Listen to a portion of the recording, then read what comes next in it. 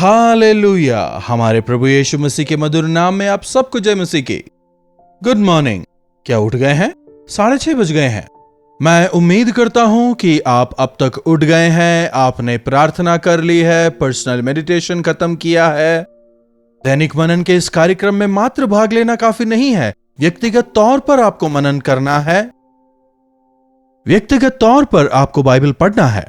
उठने के साथ ही प्रभु के वचन पर मनन करना, प्रार्थना करना अपनी आदत बनाएं।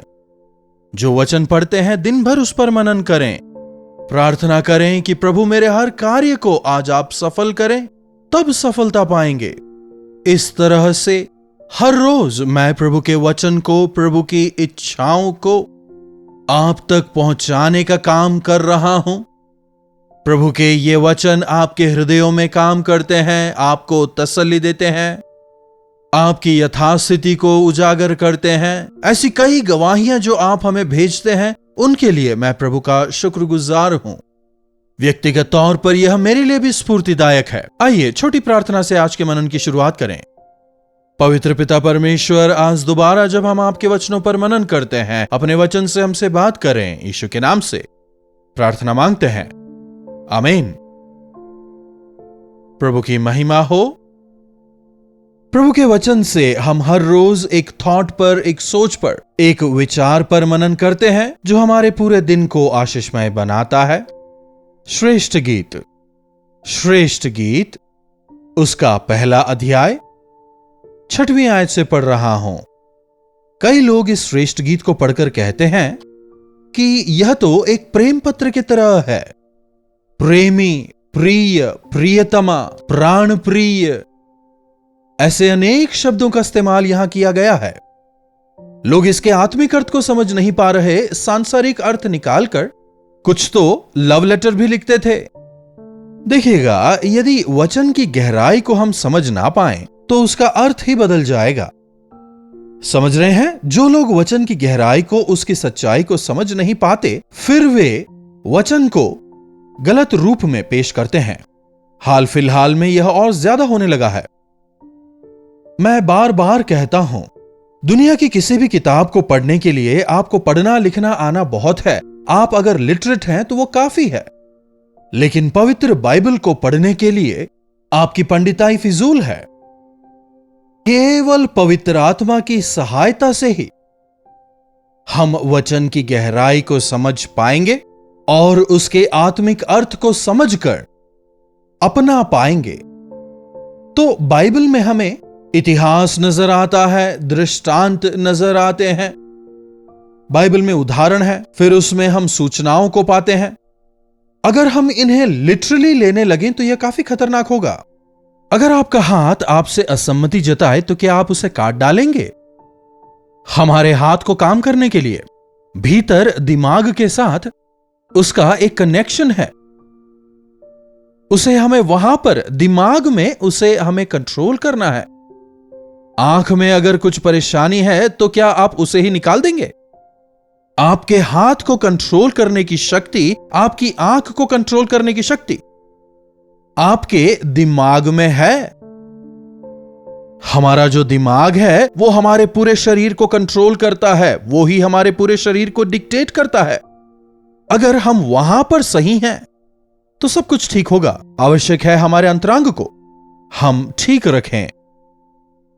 यहां वचन में देखिए क्या लिखा है। मुझे इसलिए ना घूर कि मैं सांवली हूं, मैं धूप में झुलस गई। मेरे भाई मुझसे अप्रसन्न थे और उन्होंने मुझे दाख की बारियों की रखवालिन बनाया, परंतु मैंने अपनी निज दाख की बारी की, रखवाली नहीं की। श्रेष्ठ गीत को यदि हमें समझना है तो उसके लिए कई सेशंस हमें चाहिए होंगे। लेकिन आज इस समय इस वचन के द्वारा प्रभु हमसे क्या कहना चाहते हैं, यदि हम उसे समझ पाए तो काफी होगा। मेरे भाइयों ने मुझे रखवालिन बनाया। मैं एक रखवालिन के तौर पर नियुक्त की गई, रखवाली करने के लिए। वॉचमैन, यहां वॉचवुमैन, वॉच करने के लिए, निगरानी रखने के लिए। कहां क्या हो रहा है? सब कुछ ठीक ठाक तो है ना? सिचुएशन अंडर कंट्रोल है ना? इसे देखने का काम विजिलेंस। उदाहरण के लिए एक विजिलेंस डिपार्टमेंट का काम होता क्या है? प्रिवेंटिव विजिलेंस मेजर्स लेना, सिचुएशन को भांपकर, खतरे का अंदाजा लगाकर प्रिवेंटिव मेजर्स लेना। लेकिन यदि आज हम संसार में देखें, कई सारे लोगों को खतरों से बचाने के बजाय जब वे किसी खतरे में पड़ जाते हैं तो उन पर दोषारोपण करते हैं। यह अच्छा नहीं है। ऐसा लगता है मानो लोगों में हमें गलतियां पकड़ने के लिए, कमी घटियां खोजने के लिए ही नियुक्त किया गया है। हम कब तक एक क्रिटिक होकर, एक आलोचक होकर ही व्यवहार करते रहेंगे? आज कई लोग बिना सैलरी के ही अच्छे क्रिटिक का काम कर रहे हैं। उन्हें लगता है उनका काम है रहस्यों को उजागर करना, जो छुपाया गया है उसे ढूंढकर बाहर लाना। प्रभु ने जिन्हें क्षमा किया उनकी गलतियां सामने लाना।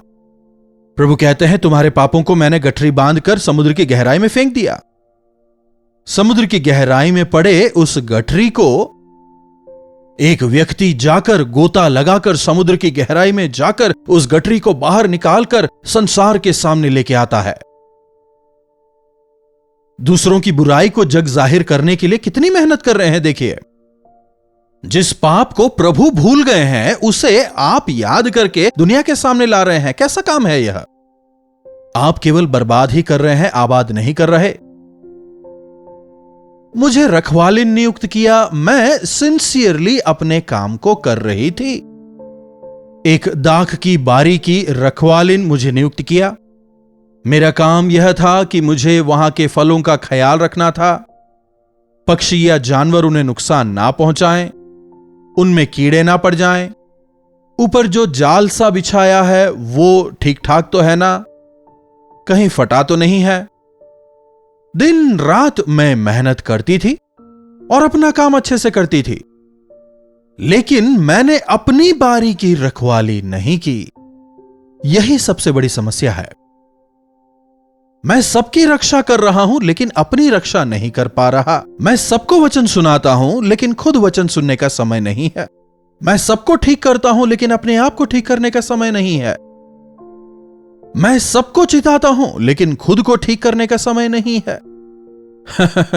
आज कई प्रभु के सेवकों में यही एक बड़ी समस्या नजर आती है। हमें काफी सावधान रहना होगा, सेवकों को काफी सावधान रहना होगा। मैं केवल बाइबल उठाकर प्रभु का प्रचार करने वालों की बात नहीं कर रहा। चाहे आप स्कूल में टीचर हो, चाहे आप संडे स्कूल टीचर्स हो, उतना ही क्यों, यदि आप एक मां हैं, आपके बच्चों के लिए पहली टीचर आप ही हैं, अपने बच्चों की पहली शिक्षिका आप ही हैं।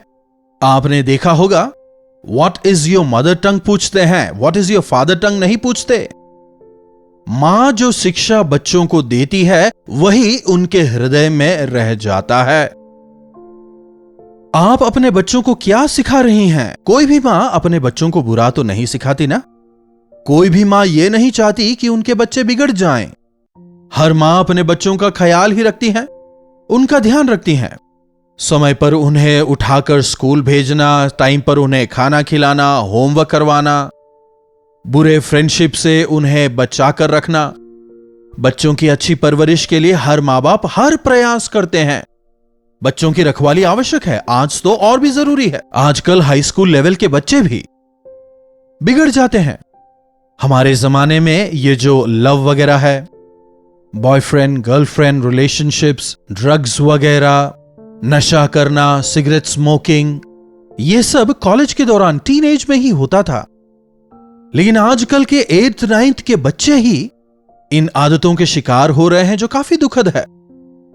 हमारे बच्चे कहां जा रहे हैं, किसके साथ जा रहे हैं, क्या कर रहे हैं, हर एक मां बाप को इसका संज्ञान लेना चाहिए। उन्हें बच्चों का ख्याल रखना चाहिए, यह उनकी जिम्मेदारी है। कई लोग दूसरों की गलतियों को निकालने के लिए तुरंत आगे आ जाते हैं, लेकिन लोगों को गलतियों से बचाना कितनी बड़ी जिम्मेदारी है। You give opportunities to the children to go astray and then you blame them. What's the point? पहले बच्चों को गलती करने का अवसर देते हैं, फिर उन्होंने गलती की उन पर दोष लगाते हैं। शैतान का भी यही काम है।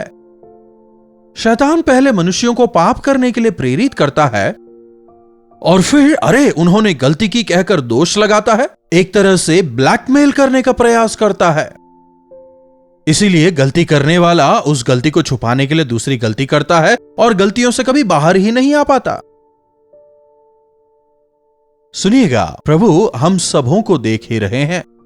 इस्राएल के रक्षक ना कभी ऊंघते ना कभी सोते हैं। वे अपनी भेड़ों के अच्छे रखवाले हैं। वे हमारे रक्षक हैं। वे हमारी रखवाली करते हैं। वे हमें सुरक्षित रखते हैं। हम उनके साथ संगति करते हैं, तो क्यों ना हमें उनके जैसा मन हो। ये स्त्री यहां पर कह रही है, मैंने दाख की बारी की रखवाली अच्छे से की, लेकिन अपने दाख की बारी की रखवाली मैं ना कर पाई, ध्यान नहीं रख पाई। दूसरे लोग गलती ना करें, पाप ना करें, इसके लिए मैंने काफी परिश्रम किया, लेकिन अपने आप पर नियंत्रण नहीं रख पाई। अपने दाख की बारी की रक्षा मैं नहीं कर पाई। मैं अपने हृदय की रखवाली अच्छे से नहीं कर पाया। अपने आप के विषय मैंने सावधानी नहीं बरती। इन दिनों में ऐसी परिस्थिति बहुत लोगों में नजर आती है, कई सारे सेवकों में, मां बापों में। वे काफी अनुभवी हैं। अनेक लोगों को वे सिखाते हैं, अनेक लोगों में वे ज्ञान देते हैं, अनेक लोगों को वे सिखाते हैं, अनेकों की रखवाली करते हैं, लेकिन अपने आप का ख्याल नहीं रखते, अपने विवेक की रक्षा नहीं करते, अपने स्वास्थ्य का ध्यान नहीं रखते। दूसरों को सिखाते हैं लेकिन खुद उसका अनुकरण नहीं करते। उसकी वजह से कैसा नुकसान है देखिए। यदि आप संसार भर में घूम घूम कर प्रभु के वचनों को सुनाते हैं, कई लोगों को आप प्रभु के विश्वास में लाए हैं, लेकिन यदि अंत में आप ही का जीवन बर्बाद हो जाए, क्या लाभ बताइए। इसलिए पौलुस कहता है, और मैं भी बार बार कहता हूं, मैं अपनी देह को वश में लाता हूं, ऐसा न हो कि औरों को प्रचार करके मैं निकम्मा ठहरूं। मैं दूसरों के विषय में काफी सतर्क रहा, लेकिन अपने विषय में मैंने ध्यान नहीं दिया। खुद कलंकित हो गया। धूप से झुलसकर मैं काला हो गया हूं। एक ऐसी स्थिति में पहुंच गया जहां अब मैं आकर्षक नहीं हूं। समझ रहे हैं? फिर भी प्रभु कह रहे हैं, सुलेमान यहां प्रभु को दर्शाता है, भले ही तू सांवली है फिर भी तू सुंदर है। एक बार जब हम मसीह के लहू में धुल जाते हैं, अतीत में आपका जीवन कितना ही हीन क्यों ना हो, अपने जीवन को आपने कितना ही बर्बाद क्यों ना किया हो, चाहे आपने कितना भी गिरा हुआ जीवन जिया हो, अपनी स्थिति को जानकर जब आप पश्चाताप करके प्रभु के पास आते हैं, उन्हें आप सुंदर नजर आते हैं। उनका लहू हमें हमारे हर अपराधों से क्षमा करता है। अरे अब तो मैं किसी काम का नहीं हूं, मैं सांवला हो गया हूं, मैंने अपना जीवन बर्बाद कर दिया है, पाप का आदी हो गया हूं, अब मुझे कोई बदल नहीं सकता, मेरा जीवन बस अब इतना ही है। इस प्रकार से आपको सोचने की जरूरत नहीं है। प्रभु आपसे प्रेम करते हैं। उनके नजरों में अब भी आप रूपवान हैं। उनके नजरों में आप अब भी रूपमती हैं। मनुष्य आपका तिरस्कार करते हो, शायद वो आप पर दोष लगाते हो, शायद हो सकता है उन्हीं की वजह से आप बर्बाद हुए हो, लेकिन याद रखें, हमारे प्रभु परमेश्वर नाश करने वाले नहीं, लेकिन नाश होने वालों को बचाने वाले हैं। शायद हो सकता है आपने दूसरों को वचन सुनाया, हो सकता है आज तक आपने दूसरों की बहुत अच्छी रखवाली की, लेकिन जिस विषय में आप फिसल गए, जिन विषयों में आपने अपना ख्याल नहीं रखा, आज एक बार मेरे साथ प्रार्थना में सरों को झुकाएं, अपने आप को प्रभु के हाथों में सौंपें।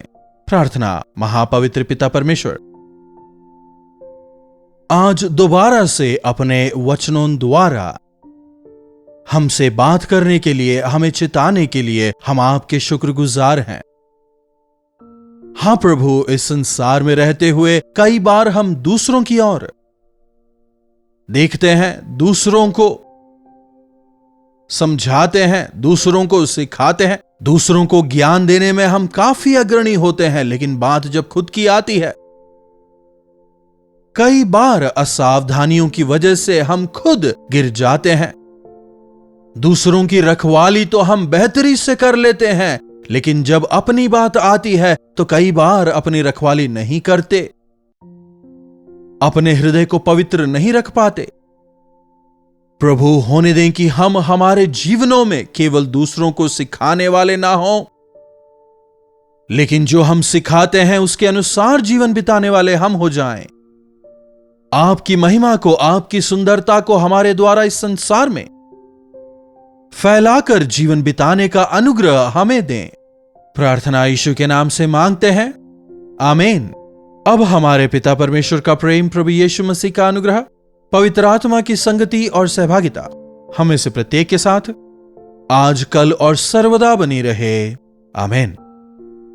प्रभु परमेश्वर की महिमा हो। अपने प्रार्थना विषयों को आप हमें 9884907779 पर व्हाट्सएप वॉइस मैसेज या टेक्स्ट के द्वारा भेज सकते हैं। हमें आपसे सुनकर, आपके बारे में जानकर आपके लिए प्रार्थना करने में काफी प्रसन्नता होगी। आप भी प्रार्थना करिए, प्रभु अवश्य चमत्कार करेंगे। चैनल को सब्सक्राइब करें, लाइक और शेयर करना भी ना भूलें। इन्हीं वचनों के साथ मैं आज आपसे विदा लेता हूं। प्रभु आप सबों को आशीष दें। कल्वरी दर्शन, ये है प्रेम के दर्शन, यीशु प्रेम के दर्शन।